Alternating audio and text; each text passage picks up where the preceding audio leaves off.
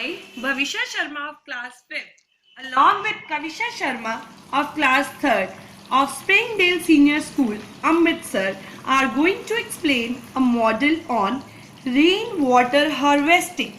Rainwater harvesting is a technique of collection and storage of rainwater into natural reservoir or a tank. It provides independent water supply during regional water restrictions.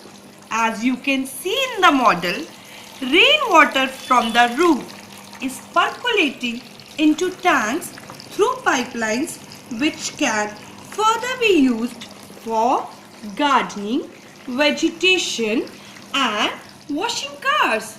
The water in the tank is purified water as it is collected after charcoal nodule filtration.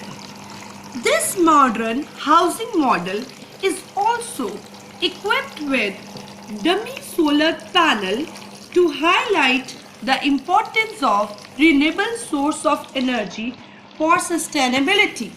I hope you will like this ideal housing model. Thank you.